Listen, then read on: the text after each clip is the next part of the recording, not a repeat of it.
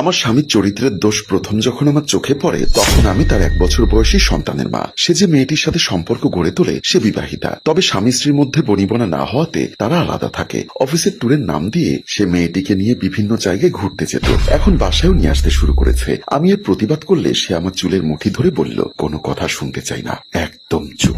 আমি কি করি না করি তা আমার ব্যাপার, তুই একদম নাক গলাবি না। আমি বললাম, এটা শুধু তোমার ব্যাপার হতে পারে না, এর সাথে জড়িত আছে আমি এবং আমাদের সন্তান। এই, তোর যদি ভালো না লাগে ঘর থেকে বেরিয়ে যাবি, কিন্তু আমার ঘরে থাকলে কোনো অশান্তি করতে পারবি না, চুপচাপ থাকবি। ওর গোপন সম্পর্কটি আমি জানতে পেরেছি। এটা বোঝার পরেও নিজেকে শুধরে না নিয়ে আরো বেপরোয়া হয়ে উঠল।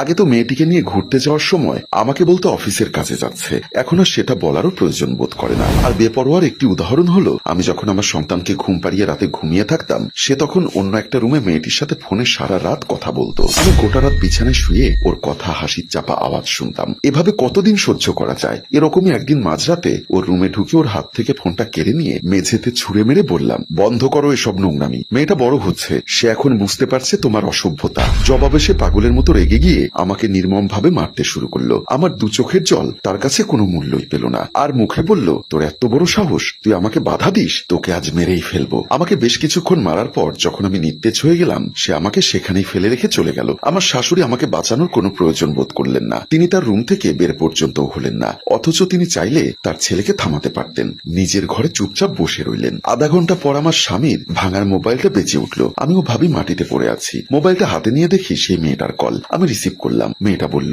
জানো হঠাৎ কলটা কেটে দিলে কেন? নাকি নিজের বউয়ের সাথে সময় কাটাচ্ছ? তুমি তো বলো ওর সাথে নাকি তোমার কিছুই ভালো লাগে না, তাহলে আজ আমার সাথে কথা বলছো না কেন? মুহূর্তে আমার বুকটা কেঁপে উঠলো, কিন্তু আমি কিছু বলতে যাব তার আগেই আমার হাত থেকে এক ঝটকায় মোবাইলটা কেড়ে নিয়ে আমার স্বামী রাতুল বলল, তোর এত বড় সাহস, তুই আমার মোবাইলের কল রিসিভ করিস? এই কথা বলার পর আমার স্বামীর অত্যাচার আরো বেড়ে গেল। এক সময় মারতে মারতে আবারও ক্লান্ত হয়ে আমাকে ফেলে ও ওয়াশরুমে চলে গেল, আর আমি ওর মারের থেকে বাঁচার জন্য সেখান থেকে কোন রকম উঠে সোফার পেছনে লুকিয়ে পড়ি। পরদিন আমার স্বামী অফিসে চলে গেলে আমি সংসার বাঁচানোর জন্য মরিয়া হয়ে একদিন আমার শাশুড়ির কাছে গেলাম, কারণ তার কথা ছেলে অক্ষরে অক্ষরে মানে। চোখের পানি ফেলে ওনাকে বললাম, মা, আপনি তো সব দেখছেন, সব জানেন, দয়া করে ওকে ফেরান। তিনি ছেলেকে দোষ না দিয়ে সব দোষ আমার উপর চাপিয়ে দিলেন। দোষ তো তোমার উপর ছেলে খুশি না বলেই তো সে অন্যদিকে গেছে, এখন একা কান্না কেঁদে লাভ নেই। আপনি আমাকে বলুন ঘরের কোন কাজটা করতে অবহেলা করেছি? দোষটা কাজ সেটা তো আপনার চোখে না পড়ার কথা নয়, সবই তো দেখতে পাচ্ছেন। তার মানে বলতে চাইছো আমার ছেলের চরিত্র খারাপ? তার মানে আমি ওকে মানুষ করে গড়ে তুলতে পারিনি? তাহলে সব দোষ আমার, নিজের দোষ আমার উপর চাপাচ্ছ? মা, আমি এসব বলছি না, আমি শুধু বলছি ওকে আপনি থামান। আমার কথা না হয় বাদ দিলেন, কিন্তু আপনার ছেলের সন্তানের কথা অন্তত ভাবুন। আপনি চাইলে ওকে আটকাতে পারবেন, ও আপনার কথা শুনে, আপনাকে মানে। আমার শাশুড়ি আমার কথার পাত্তা দিলেন না, তিনি স্পষ্ট ভাষায় বললেন, তোমার এসব ভেজর ভেজর শুনতে ইচ্ছা করছে না, আমি কি করব না করব তা আমার ব্যাপার, তোমার কাছ থেকে শুনতে চাই না, যাও সামনে থেকে। হাত দিয়ে চোখের পানি মুছে ওনার রুম থেকে বেরিয়ে এলাম। অতঃপর আমার সামনে আর কোনো পথ খোলা রইল না, চিরতরে স্বামীর বাড়ি থেকে বেরিয়ে এলাম। আমি সন্তান নিয়ে স্বামীর বাড়ি থেকে চলে আসতে আমার বাবা, ভাই আর ভাইয়ের বউ কেউই খুশি হয়নি। বাবার কথা হলো, প্রত্যেক সংসারে এমন টুকিটাকি ঝামেলা হয়েই থাকে, এসব মানিয়ে নিতে হয়। এভাবে হুট করে স্বামীর ঘর থেকে বেরিয়ে আসা ঠিক না। বাবা ঠিকই বলেছে, এভাবে হুট করে চলে আসা তোর অন্যায়, আবার ফিরে যাবি, মাপ চেয়ে নিবি, আমাদের মান সম্মান নষ্ট করিস না, কাল অফিস আছে। ঘুমোতে গেলাম।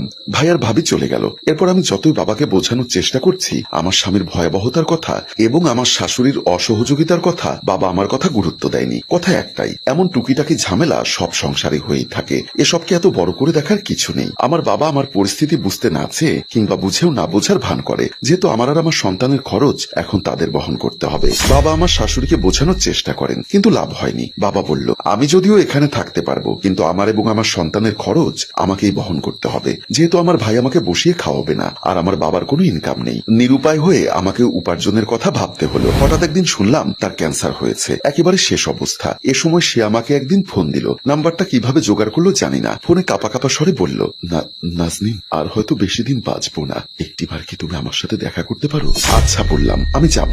সেদিনে আমরা একটা রেস্টুরেন্টে দেখা করলাম। একটা টেবিল ঘিরে আমরা দুজন বসে আছি। রোগের কারণে সে অনেক শুকিয়ে গেছে। সে হাত জোর করে বলল, আমি অনেক বড় ভুল করে ফেলেছি, আমি তোমাকে চিনতে পারিনি, আমি সোনিয়ার মোহে পাগল হয়ে গেছিলাম, ওর জন্য আমি তোমাকে অনেক কষ্ট দিয়ে ফেলেছি। আমি জানি না এর জন্য তুমি আমাকে ক্ষমা করবে কিনা, বা আদৌ কি আমি ক্ষমা পাবার যোগ্য কিনা, তবে আমার ভুলের শাস্তি আমি পাচ্ছি। আমার শরীরে যে তীব্র যন্ত্রণা হয় সেটা আমাকে প্রতিনিয়ত বুঝিয়ে দেয় আমি তোমার সাথে কতটা অন্যায় করেছি। করেছি। এখন বুঝতে পারছি তোমার চোখ থেকে বের হওয়া প্রতিটি অশ্রুবিন্দু দিন দিন আমাকে কতটা অভিশাপ দিয়েছিল। আজ সেই অভিশাপে আমি অভিশপ্ত। আমার মনে হয় আমি আর বেশি দিন বাঁচবো না। তাই ডাক্তার বলল যদি কোনো শেষ ইচ্ছা থাকে সেটা পূরণ করে নেওয়ার চেষ্টা করতে।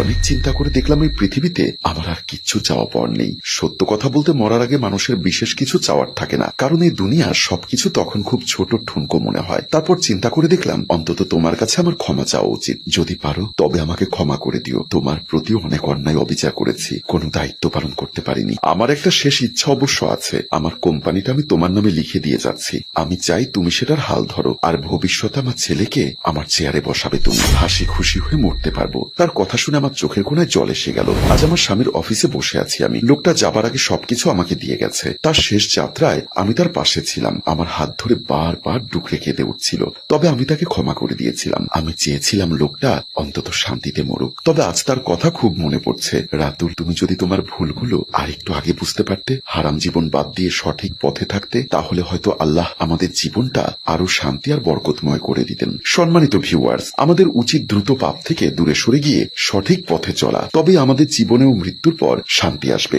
গল্পটির ভাবনা ও পরিচালনায় অভি, ক্যামেরায় তানজিল এবং প্রযোজনায় মঞ্জুর মোর্শেদ। ধন্যবাদ।